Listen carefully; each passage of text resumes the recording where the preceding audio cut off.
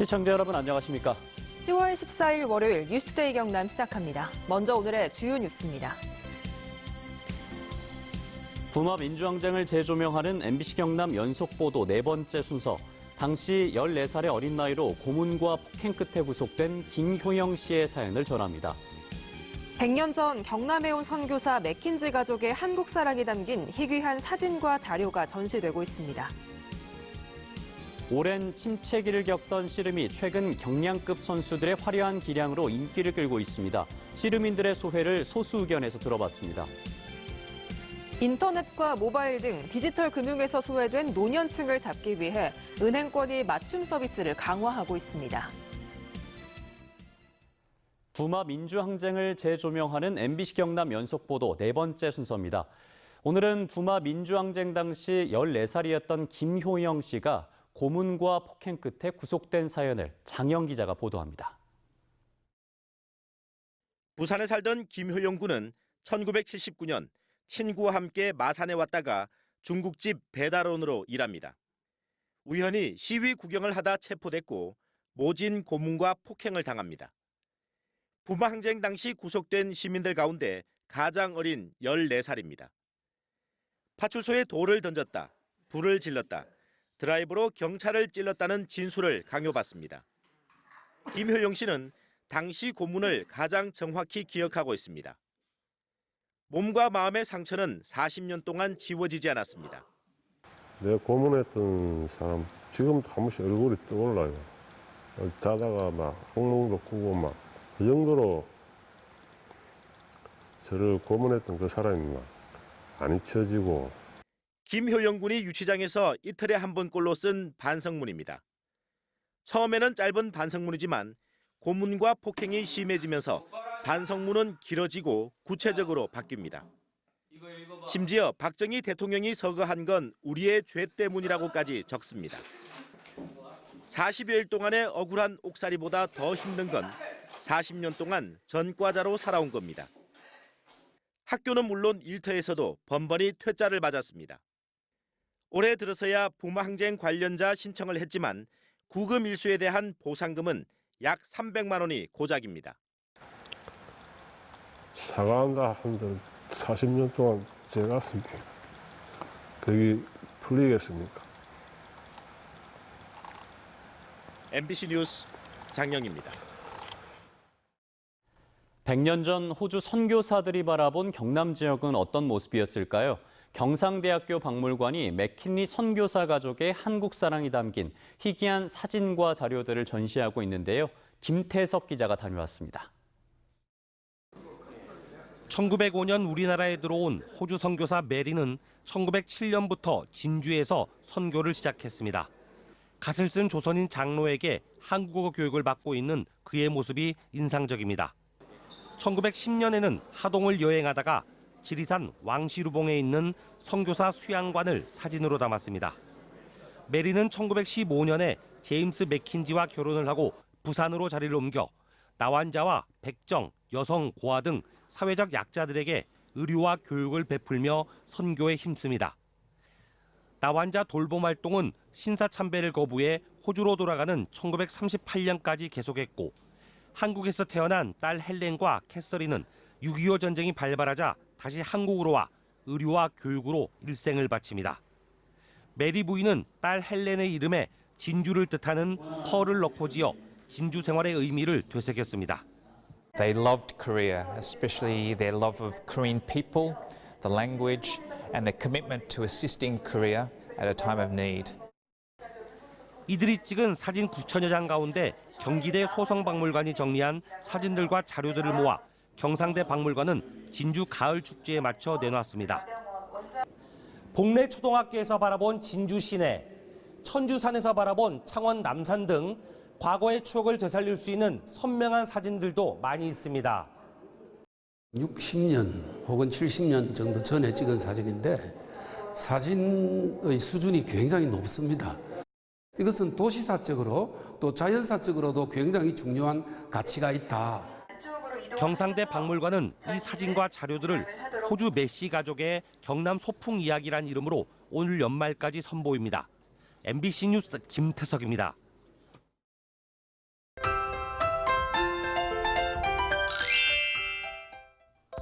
월요일 출근길 아침 공기가 주말보다 더 쌀쌀합니다.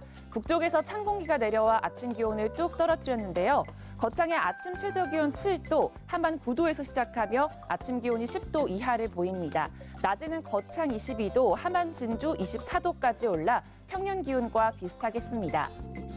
오늘 운전하실 때 짙은 안개에 주의하셔야겠습니다. 경남 서부 내륙을 중심으로 가시거리 300m 내외로 시정거리가 좋지 않은데요.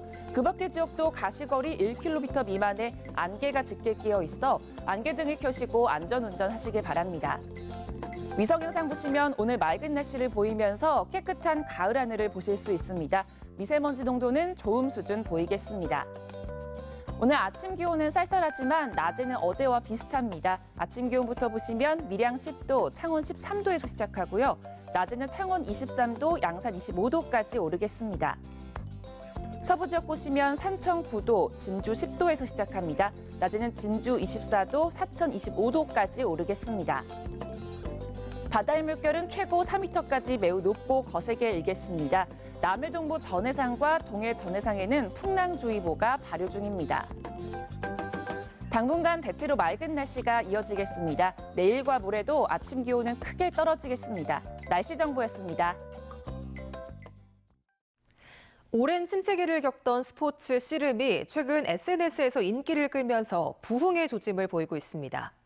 화려한 기술을 앞세운 경량급 선수들이 인기몰이를 하면서부터인데요. 씨름인들은 어떤 소회를 갖고 있을지 들어봤습니다.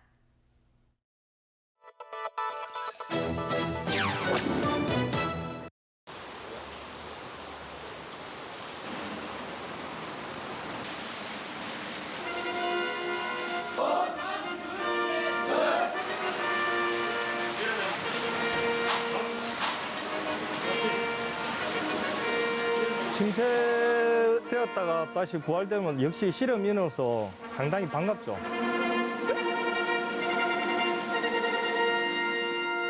이봉걸이 백두장사 타이틀마저 따냄으로써 80년대는 뭐 장충체육관을 칵 메웠죠. 9시 정규 뉴스가 잠시 중단되거나 뒤로 미룰 정도로 씨름 경기가 끝날 때까지 그 정도로 인기가 좋았습니다. 이 계기를 삼아서 더 열심히 해서 앞으로도 좋은 성적 올리도록 노력하겠습니다. 이만기 장사, 최욱진 장사, 이 사람들의 씨름 기술이 아주 화려했습니다.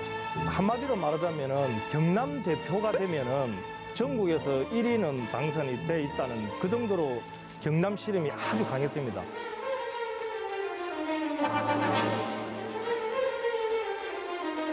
씨름이 뭐 장사급이 되어서 뚱뚱해서 뭐 재미가 없다 이런 설들이 많은데 사실은 그게 아니고 IMF 이후에 그 대기업들이 사정들이 다 안 좋다 보니까 프로팀들이 하나 둘 해체가 되고 씨름 기술이 화려한 이 장사들이 체급들이 없어지면서 백두급하고 중량급으로 넘어갔습니다. 대회가 밑에 화려한 기술들을 못 보니까 재미가 없다. 그래서 그렇게 침체 위기로 되지 않았나 싶습니다. 유네스코 무형유산위원회는 24개 위원국 만장일치로 씨름을 남북 공동 인류 무형문화유산으로 등재 결정했습니다. 그 등재가 되기까지 우리 씨름인들이 대한씨름협회 임원들 비롯해서 씨름인 하나하나가 엄청나게 노력을 했습니다. 시간도 많이 줄였고 또 그다음에 씨름 기술도 많이 개발을 했고 프로 뭐 승급, 승단 이런 것도 제도도 많이 또 부활도 시켜가지고 지금 현재 씨름이 다시 지금 부활이 되고 있는 시점입니다. 제2의 전성기가 도래되어지고 오는 이 시점에서 우리나라를 대표로 할 수 있는 세계적인 민속 씨름이다. 그렇게 다 인정을 하고 있습니다.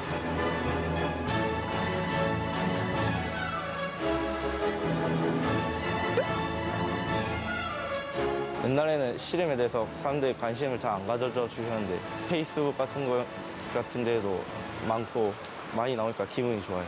상대방을 잡고 넘겨뜨릴 때 얻는 쾌감, 그게 가장 큰 매력인 것 같아요.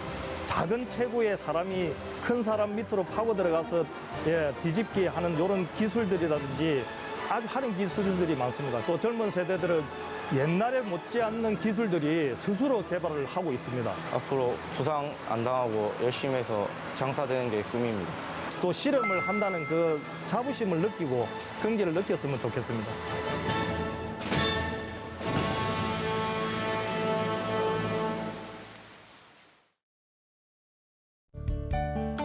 투데이 경남입니다.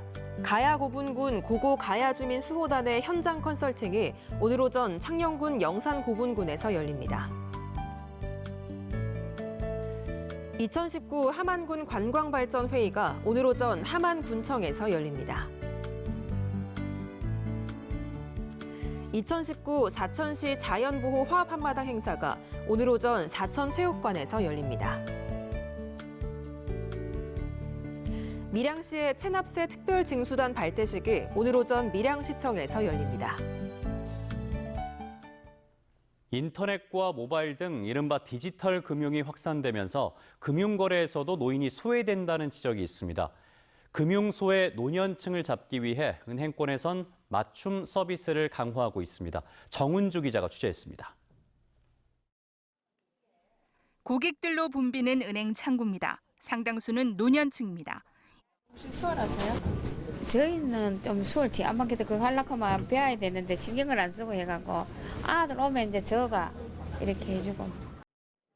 이처럼 인터넷, 스마트폰으로 은행 업무를 보기 힘든 노년층은 여전히 은행 창구 선호도가 높습니다. 부산은행의 경우 만 65세 이상 노년층 고객의 은행 창구 이용률은 75.5%로 고객 전체의 창구 이용률 19.9%보다 4배 가까이 높은 걸로 나타났습니다. 디지털 금융에 소외된 노년층이 늘면서 금융기관들도 다양한 서비스를 운영하고 있습니다. 부산은행의 경우 고령층 고객이 특히 많은 시내 20개 영업점에 역시 고령층으로 구성된 이른바 시니어 서포터즈를 최근 배치했습니다. 안내와 이제 공과금 납입을 못 하시는 분, 그러고 통장 관리를 못해가 찾지를 못하시는데 대피를 해주는 그런 입장을 많이 가지고 있습니다. 굉장히 큰 보람을 느끼고 있습니다. 이 밖에 노인복지관 등 고령층 고객을 직접 찾아가는 소형 이동 점포 운영과 스마트 뱅킹 교육 등도 실시하고 있습니다. 불과 10년, 20년 전만 해도 다 이 젊은 중심의 고객이었는데 세월이 지나다 보니까 지금 시니어라고 표현이 되고 있지만 여전히 저희들이 중심 고객입니다. 그래서 이분들 저희들 소홀히 할 수 없고 해서 오히려 할 것 같으면 제대로 하자. 만 65세 이상 노인 인구 비중이 전국 7대 광역시 가운데 가장 높고 고령화 속도 역시 전국 최고 수준인 부산. 노년층 고객을 잡기 위한 지역 금융권의 고민도 깊어지고 있습니다. MBC 뉴스 정은주입니다. 울산 반구대 암각화가 발견된 지 48년이 됐지만 지금도 물속에 잠겨 훼손이 계속되고 있습니다. 그런데 포르투갈에서는 똑같은 운명의 암각화를 댐에서 구해 세계 문화유산으로 발전시켰습니다. 우리에게 시사하는 바가 뭔지 설태주 기자가 보도합니다.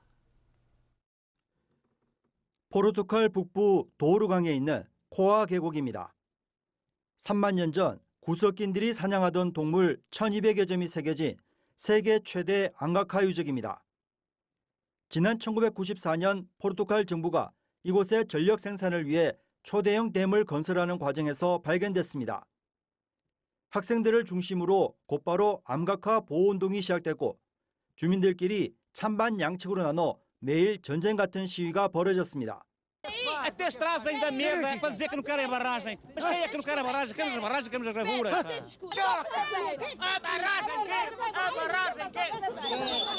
암각화를 보존하자는 호소가 전 세계적인 관심을 끌면서 포르투갈 정부는 1996년 댐 건설 중단을 결정했습니다. 유네스코는 이에 따라 코아 암각화는 물론 코아 주민들이 재배하는 포도밭까지 세계 문화유산으로 등재했습니다. 문화재를 지켜낸 코아 주민들의 정신을 높이 평가한 것입니다. Que fica porque faz parte da nossa história, da nossa cultura, da nossa identidade. Deixem-se lá de barragens e construções, defendam com unhas e dentes. 코아는 댐을 잃었지만 암각화 관련 관광 산업과 와인 판매로 연간 6만 명이 찾는 명소가 됐습니다. 암각화 유적이 단순히 보존하는 데 그치는 것이 아니라 지역 경제의 중심으로 활용되고 있습니다. 포르투갈 포르투에서 MBC 뉴스 설태주입니다. 경남경찰청은 지난달 창원 진해에서 초등학생을 차로 치고 달아난 카자흐스탄 국적의 20살 A씨가 오늘 오전 7시 50분쯤 인천공항으로 자진 입국해 진해경찰서로 호송한 뒤 조사를 이어나갈 예정이라고 밝혔습니다. A씨는 지난달 16일 오후 대포차로 사고를 내고 다음 날 오전 인천공항을 통해 우즈베키스탄으로 출국했으며 경찰은 인터폴 수배를 통해 A씨를 쫓고 있었습니다. 오늘 새벽 1시 15분쯤 진주시 봉곡동의 한 오피스텔 5층에서 불이 나 주민 25살 최모 씨가 다량의 연기를 흡입하고 얼굴과 목 등에 1도 화상을 입어 병원으로 옮겨졌으며 주민 30명이 대피했습니다. 불은 오피스텔 내부 20제곱미터와 안에 있던 가전제품 등을 태우고 소방서 추산 2,500여만 원의 재산 피해를 낸 뒤 30여 분 만에 꺼졌습니다. 경찰은 정확한 화재 원인을 조사하고 있습니다. 전국 철도 노조의 파업으로 경남에서도 KTX와 무궁화호 등의 결행이 잇따랐습니다. 어제 하루 서울과 진주, 마산을 오가는 KTX 10편과 동대구와 마산 등을 오가는 무궁화호, S트레인 8편이 결행됐습니다. 오늘 아침 8시 30분 마산발 동대구행 무궁화호 열차도 운행하지 못하는 등 파업의 여파는 이어지고 있습니다. 코레일은 철도 노조의 파업이 오늘 오전 9시에 마치지만 일부 열차의 결행은 저녁까지 이어질 수 있다고 밝혔습니다. 해양수산부는 경상남도 해양공간관리계획 수립을 위한 공청회를 오늘 오후 2시 창원 컨벤션센터에서 개최합니다. 해양공간관리계획은 해양공간의 체계적, 통합적 보전과 이용 개발을 위한 계획으로 해수부는 해양공간 특성을 토대로 해양용도구역의 지정과 관리에 관한 사항 등을 담아 초안을 마련했습니다. 계획안 열람은 오는 16일까지 마산지방 해양수산청과 경남도 해양수산과 및 시군청에서 가능합니다. 프로농구 창원 LG가 어제 창원체육관에서 열린 2019-2020 현대모비스 프로농구 원주 DB와의 경기에서 53대 68로 완패하며 개막 후 5연패에 빠졌습니다. LG는 캐디 라렌과 정희재의 활약에 힘입어 2쿼터까지 28대 31로 따라붙었지만 3쿼터부터 DB의 김종규, 오누아쿠, 윤호영이 구축한 골밑을 뚫지 못하고 공격에 연거푸 실패한 뒤 4쿼터에는 무기력한 경기력으로 패했습니다.